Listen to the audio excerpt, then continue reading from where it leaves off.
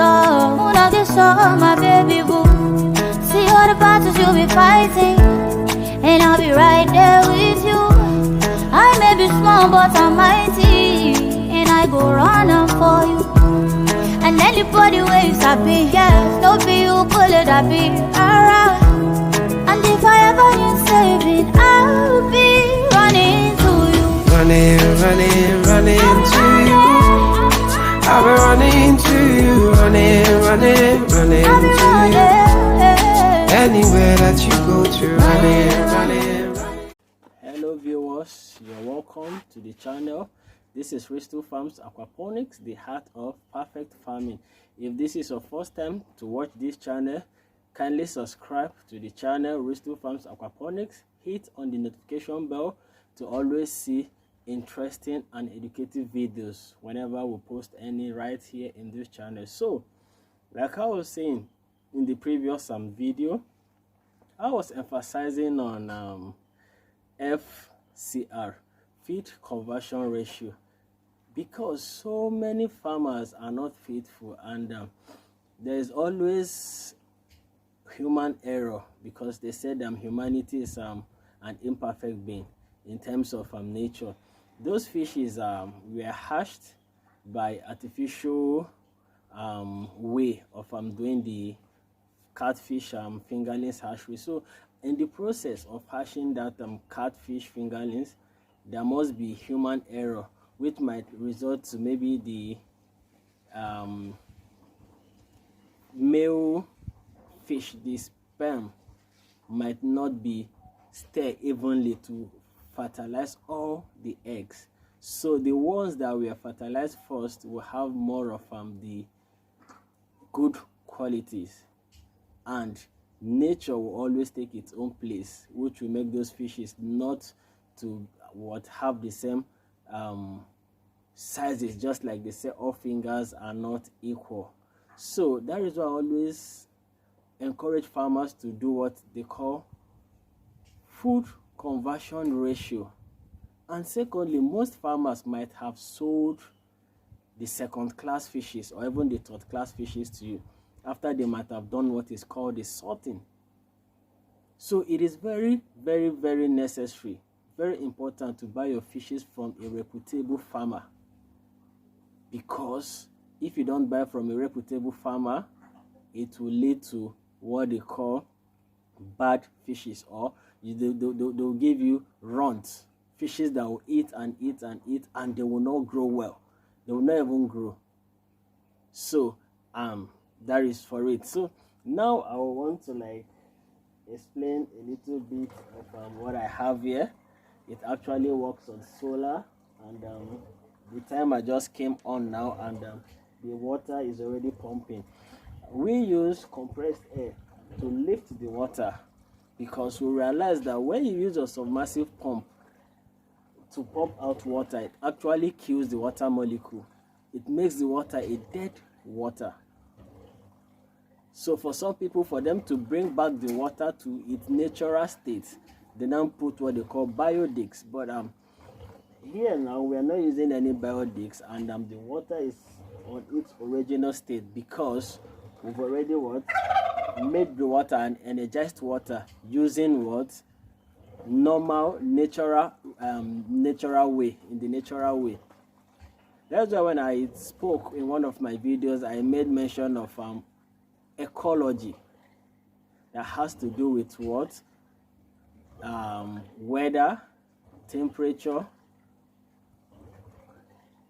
and living and non-living things, how they work together in terms of the rocks, the temperature, the weather. Then if I'm to explain more, that's where you have the biotic, and but those ones are kind of technical. I will be explaining that in another video, where I will teach you all you need to know about those the things I just said now. So we use compressed air to lift the water to a 4 feet head height to the filtration chamber, where we have our alkalizer, and then goes run to the grow beds, back to the fish pond. Now it's been of two segments. One goes to the grow bed, that we use the water to plant our vegetables, to take away the excess nitrogen in the water. The second part of it goes to the hatchery tank or the nursery tank that comes back into the fish pond. So I want to test this water because I was saying in my video, one of my videos, that this water has stayed for 10 months without being changed. Now this is a water test kit.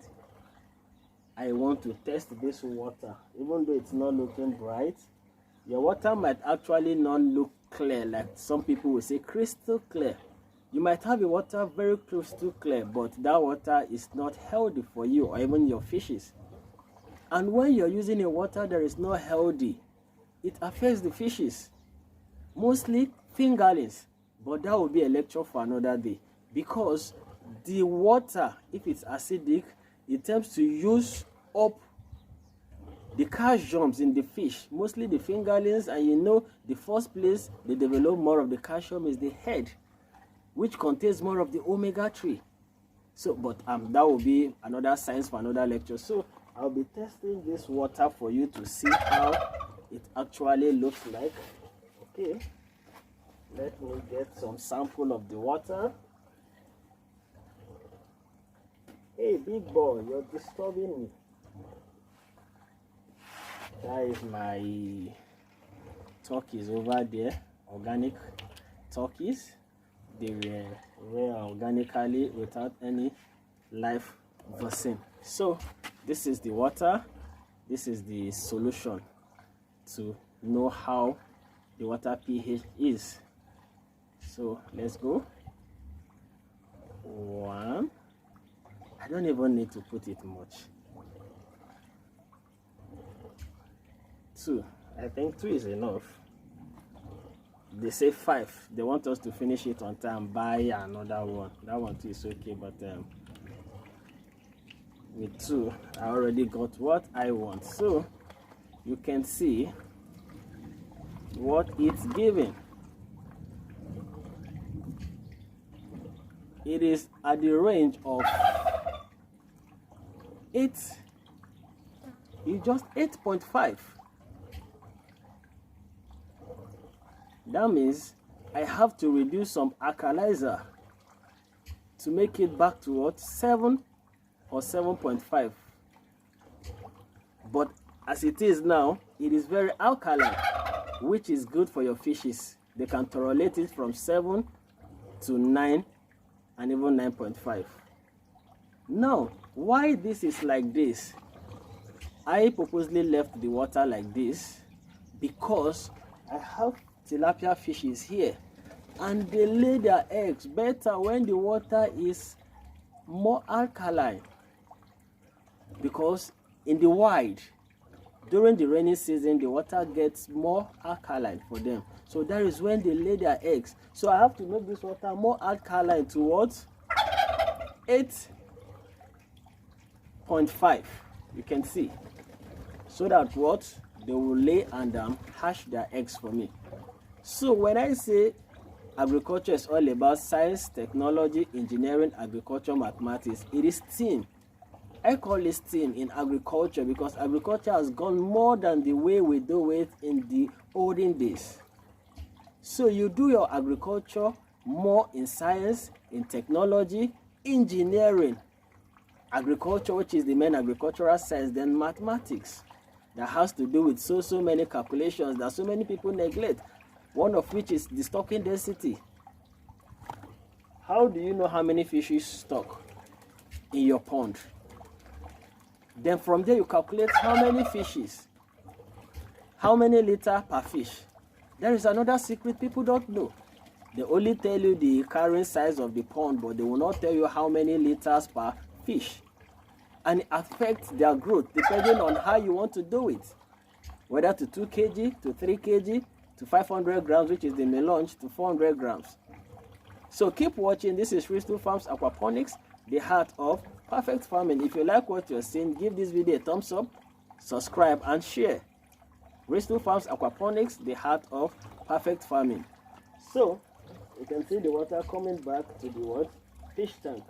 We actually use air to pump this water to avoid what they call the electromagnetic what? Current that actually kills water. That is why we use air. I will be explaining more on this in the next video.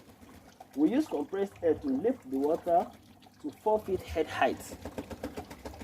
People will say, oh, how can you use your air to lift water? Yes, it's kind of technical. That is why they call it technology. Science and technology. Engineering is how we plumb and construct and build. Thanks for watching Risto Farms Aquaponics, the heart of perfect farming. From myself, I am signing out.